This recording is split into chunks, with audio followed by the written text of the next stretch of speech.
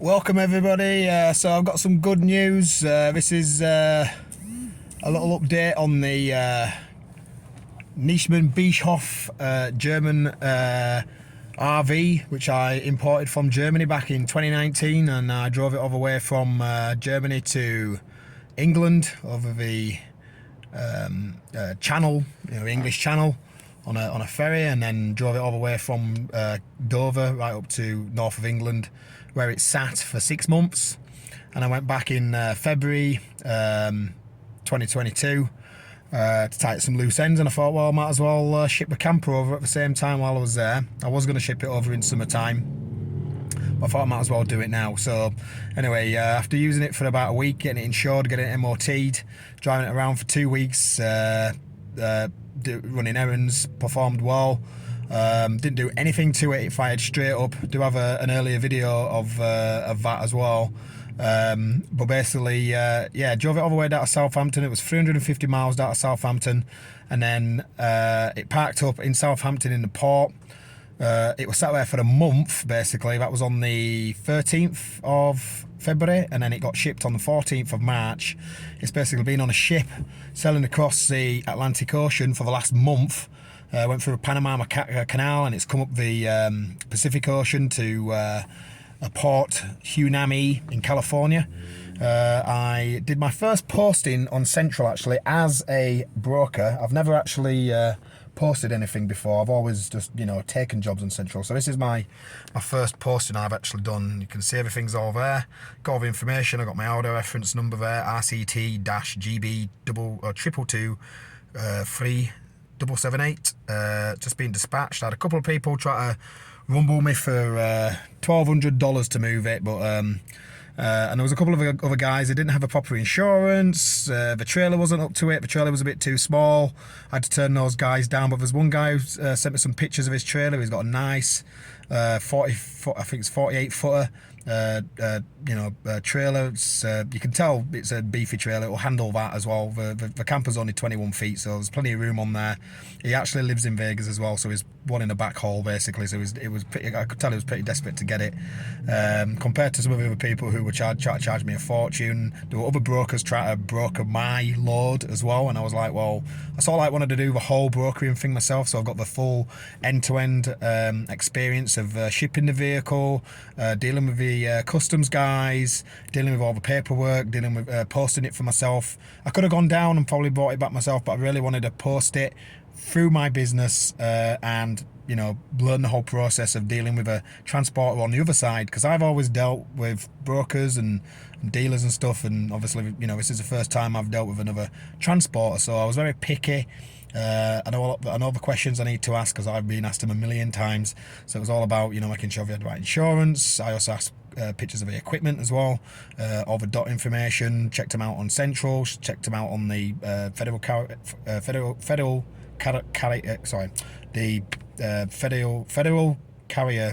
website, basically the dot website. You can check all the history on there, make sure they're actually legit and allowed to basically manage, well, not manage, but allowed to transport vehicles and stuff for commercial purposes. So this guy seems to have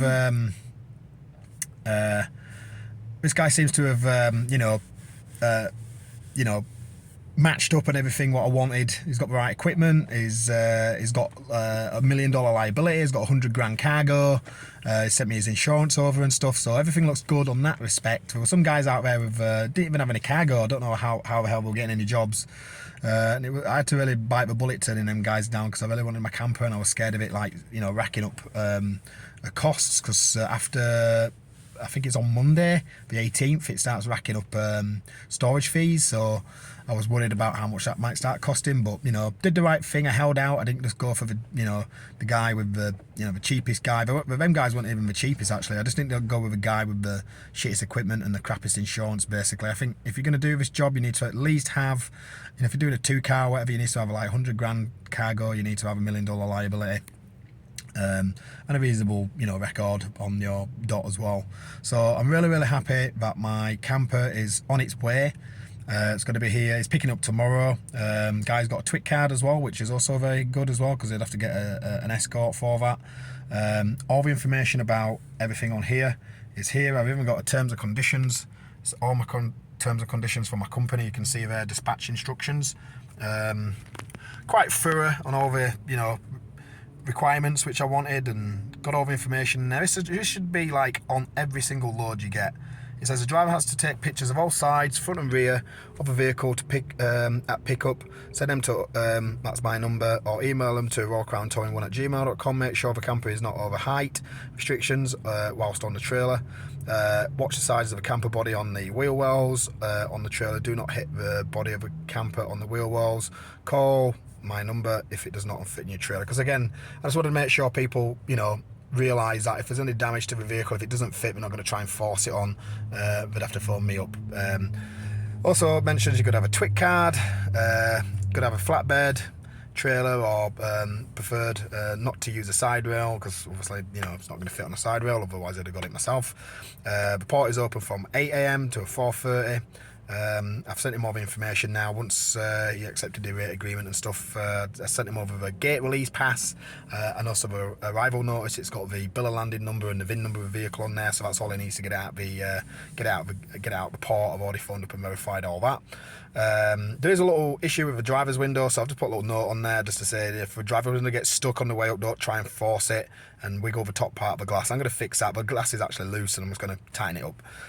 But I just didn't want somebody like winding the window down, because I know they're going to wind the window down because they're going to watch the wheel as they're driving it onto a trailer, and I know that we're going to try and force it back up. So I thought I'd just put that little note in there just to make sure that, you know, whoever's putting it on the back of their trailer doesn't fuck my window up, basically.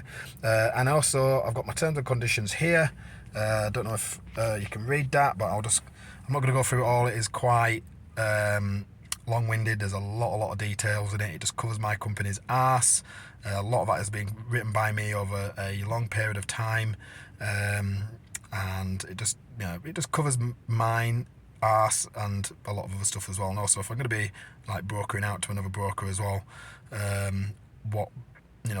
what is expected, basically, you know what I mean, if there's any issues, damage, cancellations and so forth. So yeah, I'm really glad. He's going to pick it up tomorrow. He's going to basically be here on Friday, so that's perfect. I'm currently in the process now of getting all my documents sorted out. I went to the DMV. I wanted to get a mover's permit in Nevada, and I need to get all my documents changed from German into English, so I've had to use an approved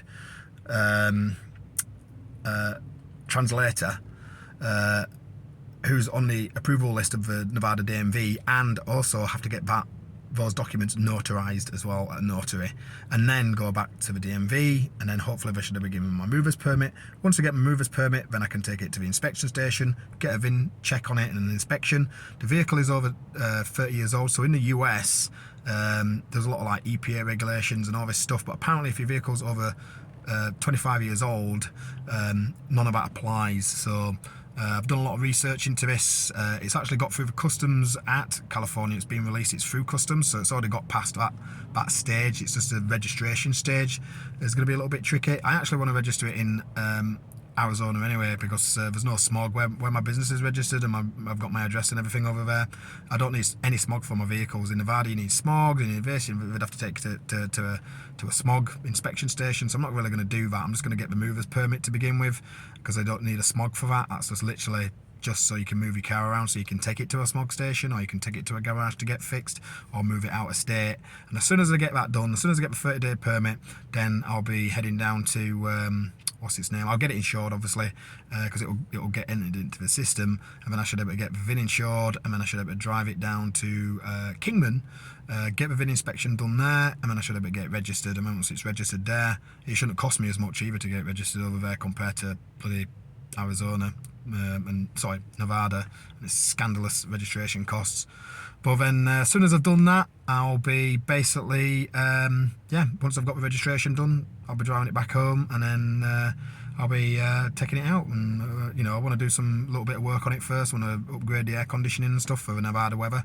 It's going to be a sweat box otherwise. So yeah, it's really good. I'm really happy. It's been a long journey, you know, planning this. I remember the first day, saw that camper van on eBay, and I was lying in bed and I was like, I'm going to get that camper van. And all within a millisecond, this whole process, what I've done now, of getting it, driving it from Germany to England and storing it in England, and then taking it to Southampton, and then shipping it across America, and then getting it shipped from California to my house.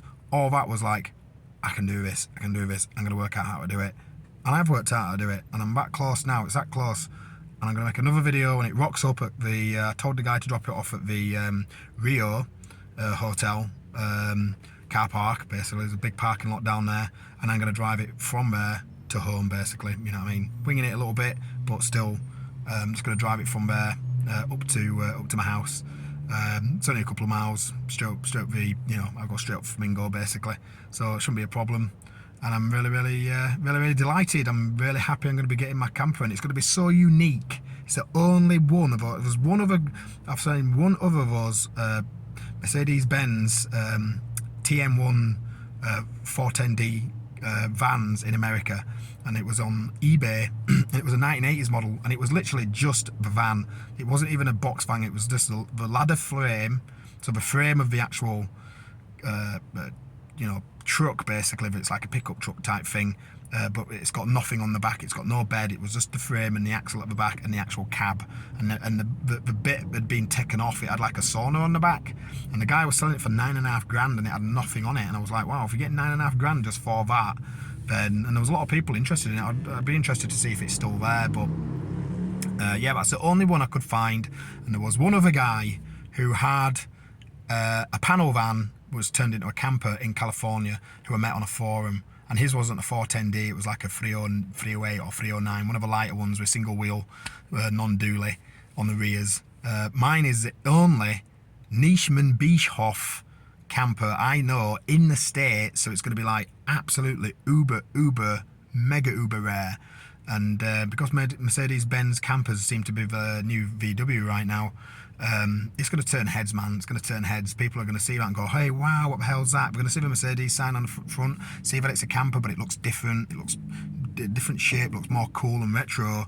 And it just looks different, because like all the campers and all the trailers in America, they all look the same. They're all just like clones of each other. They're all the same materials, same manufacturers, making the same parts, and just put different, you know, different decals on them, basically, you know what I mean? And they're so flimsy, and they're so poorly made, and they're just so shitly made. Unless you're going to go Prevost, or you're going to go really like high-end campers, which are worth an absolute fortune, like $1 million campers and stuff.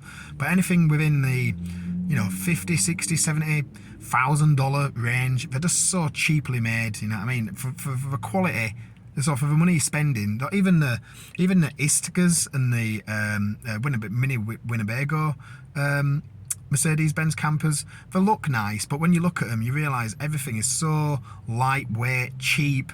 Everything's made out of, nothing's made out of aluminium. It's all, you know, made out of like composite plastics and stuff. And in the heat, they all warp, and you start to see them all like deteriorate and warp and split when they get to like 10, 15 years old and stuff. They all just start like splitting and breaking up. All the bonding and stuff's all splitting away. It's all cheap, really thin plywood and balsa wood on the insides. The appliances are really cheap.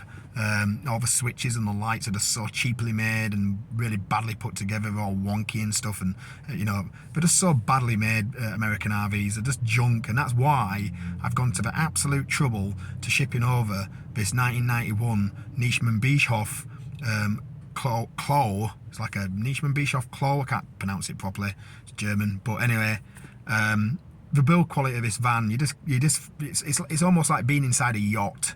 You know what I mean? The way the workmanship, the finish on the countertops, what everything's made out of is all solid wood. It's a really good finish, and that's what got me into the Nischmann Bischoff campers. And also, it's small, it's compact, it's 20 foot, which, you know, European standards, that's big, but over here 20-foot RVs are like, it's like a super compact RV, so I can fit it in parking lots. I can get it into like little, you know, beach places and stuff. It's not like a huge 40-footer or even bigger like what you get over here. It's really good on fuel for American standards. I was probably getting about 16 miles to the gallon out of it, which is not too shabby for an RV over here. It's a 3 litre flat diesel, non-turbo. I drove it all the way down from Bradford to Southampton. It was a 350-mile drive, and it did it on a full tank, so that's not too shabby actually. And the tank's not massive either. I think it's only like a 14-gallon tank. It's not that big, to tell you the truth, considering it's a van. So yeah, I'm hoping that, and also the engine as well is it's actually commonly used in some of the Mercedes-Benz cars from the same era. So there's a lot of Mercedes-Benz cars, the old 300D vehicles, Mercedes-Benz 300D Mercs. There's a lot of those floating around from the 90s and stuff, and basically they basically those engines are exactly the same engine. It's an MO602. They actually do a turbocharged version of it out here. Mine's naturally aspirated, so maybe I might look at getting the manifolds off a old Mercedes-Benz car with a MO602 engine in it, with a turbocharged one, and swap the turbochargers around, swap the manifolds around, and turbocharge the current engine. And the good thing about my engine as well, it's a 3 litre, so it's not the 2.5 like we put in the cars, actually the bigger displacement. So hopefully I should get a little bit more power out of it, and then and I might give it a little bit of a lift, like a 3-inch lift, and put some bigger tyres on it if I can get away with it. And if I can really get away with it, if I could put some like 2006 Mercedes-Benz Sprinter dually rims on it from a little bit more of a modern van. I've heard that the bolt pattern is very similar and it does fit. I don't know that, but I'm hopefully going to try that out. And if I can get away with that and give it a 3-inch lift and put some bigger tyres on, I might just do that. And that should give me a little bit more speed. I'm hoping to get like 65 out of it at 3,500 RPM. If I can get that, then I should be fine. The good thing about Vegas and California and stuff, there's a lot of very, very flat roads, so once it gets going on the motorway, it's not too bad. Especially if I've got a little bit of weight in it and stuff as well. I should be getting like 65 mile an hour out of it, which over here you need to really be going about 80 miles an hour to keep up with all the traffic. But 65 is not too bad. Most of the semis are doing 65, so as long as you're doing the same speed of a semi truck, then it's not like end of the world. It's not going to be semi trucks taking over you and stuff all the time on these 2-lane highways as well.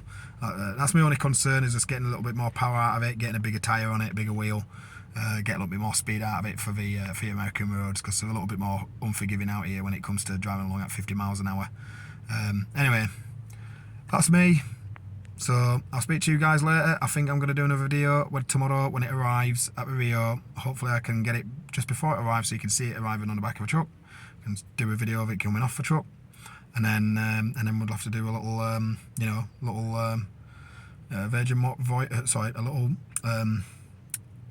the grand voyage, basically, or the maiden voyage, should I say, where it touches American soil. It's already touched American soil, but it'll be touching American soil out of the port and driving on American road for the first time in its life, in its 32 years of existence. I bet that van never thought it was going to end up in the US, basically, when it was made. So this is like a whole new chapter of its life, basically, and it's a lucky van. It's a lucky van to go all through this. This has gone on a mission of its life, basically, and it's also so dry, nice. It's going to last forever out here. There's going to be no rust or anything like that, because that's the trouble with old Merc vans. They do tend to rust, and a lot of the old TM ones have just rusted away and they've all gone. Even the Sprinters after it have all just rotted away. But out here, your cars just last forever, as long as nobody crashes into them, damn things last forever, because there's nothing rust. And that's one really good thing I'm glad about it as well. It's not going to really deteriorate or age, so that's a good thing, because it's only going to go up in value. And I'm seeing it as an investment, and I think if somebody if I put a stupid price tag on it and somebody buys it, I think I might just do the whole process all over again.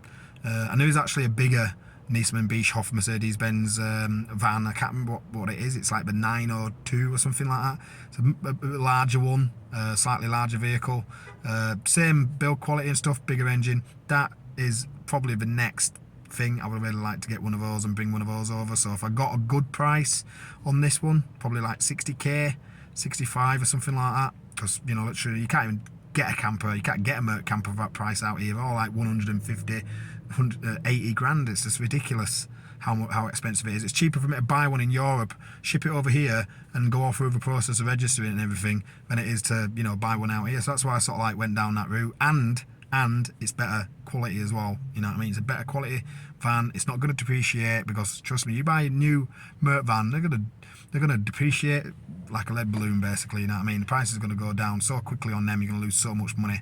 Once something's gone past a certain age, depreciation value, it sort of like tapers off and then it starts to go up. And that van's now 31 years old. It's in an area where it's not going to rust anymore, so the depreciation of it is not really going to go up that much. And you know, I'm going to be using it for leisure and stuff, so I'm not going to be like living in it or anything. I'm not going to be wearing it out that much. So if I look after it, keep it clean, you know, don't crash it, then it should be a good investment, basically. You know what I mean? It's and this should be the start of my being an international camper van, you know, transporter, shipper, and it's something I've always wanted to do. You know, it's always been a pipe dream of mine. So yeah, take it easy, buds, and I'll see you on the next video.